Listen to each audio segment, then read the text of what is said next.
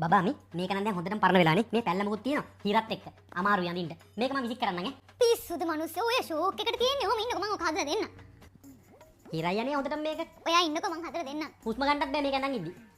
මං ගානට වැඩේ හදලා දෙන්නම්කෝ. ඒ මොකද කරන්නේ? ඔයා ඉන්නකෝ මම ලස්සනට ගානට හදලා දෙන්නම්. මේ අපරාධේ මේක තව අඳින්න පුළුවන් අවුරුදු දෙක තුනක්වත්. සිරාවට? ඕ. මේවා තින් අනේ හදන්න බැරි නම වැඩක් තියනවද? ඔයා මහුම් පන්තියකටවත් ගියාද? මේවට තින් අනේ මහුම් දැනගන්න ඕනේ.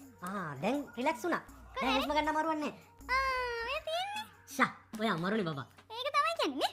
ඕක උඩින් දැන් මෙන්න මේ ජැකට් එකක් දාගන්න. නෑ දැන් රස්නීනේ එළියේ. කමන්නේ අනේ ඔය ලොකු ලොකු නළු නිල්ලුත් මෙහෙම තමයි ඇඳන් ඉන්නේ. ඔයත් ඉවෙන්ට් එකකට වගේ යනකොට මෙහෙම ඇඳන් යන්න. සිරාවට? ඒ ටක් ගාලා උසුනානේ. ඒක තමයි. බලන්න ඉතින් ඔයාට මේ වගේ ඕනෙම ප්‍රශ්නයක් තියෙනවා නම් මට කියන්න. පොඩ පිටිපස්ස කූල් ගතියකුත් ආවේ. ඒක තමයි. ඔය තියන්නේ ෂෝක් එකට. ඔයා අමාරු බබා. පුදුම මොලයක් තියෙන ඔයාටත්. යන්.